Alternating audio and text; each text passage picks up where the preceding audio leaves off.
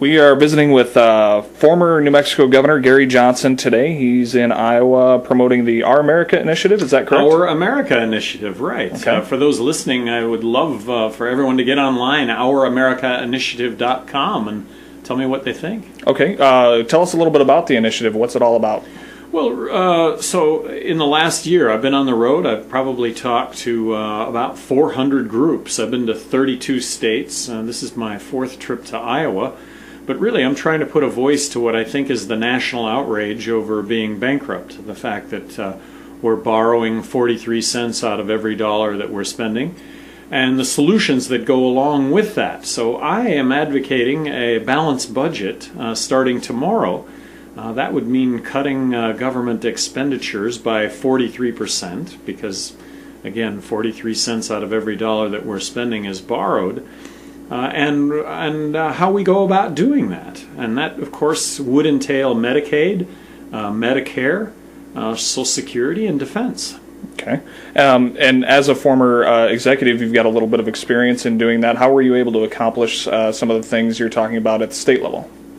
Well, I think that, first, as governor of New Mexico, I ran for governor of New Mexico.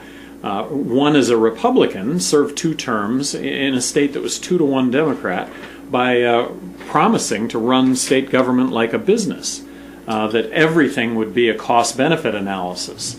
What are we spending our money on, and what are we getting for the money that we're spending?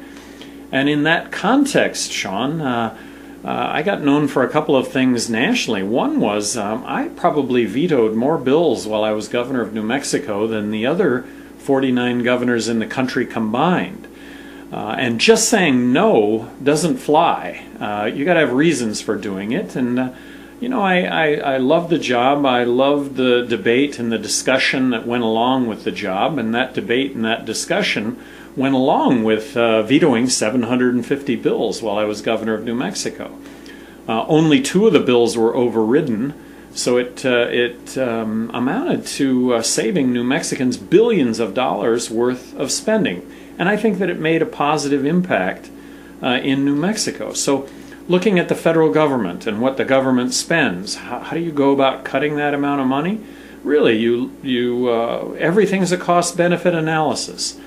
In the case of Medicaid and Medicare, I think that the federal government should block grant the states a fixed amount of money, which really capitates what we spend Medicaid and Medicare, and leave the delivery of health care to the poor and those over 65 to the states.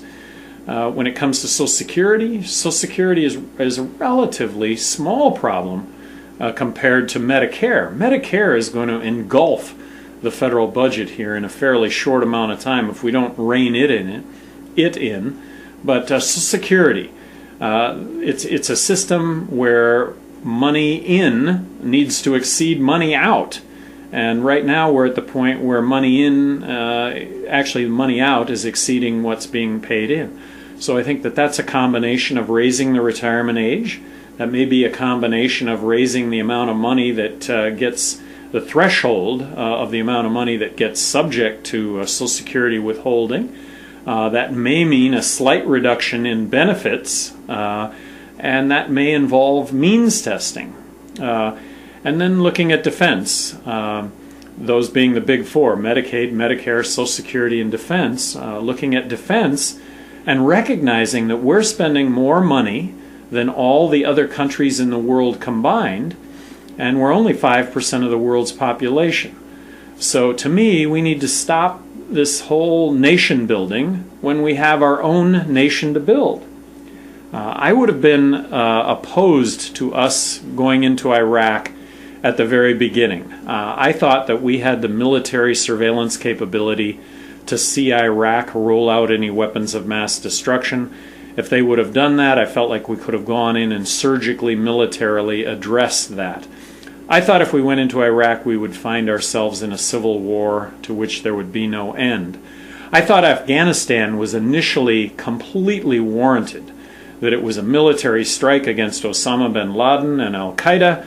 I think we are at war with Osama bin Laden and al-Qaeda. I think we're at war with terrorism. But is that a threat coming from Afghanistan right now?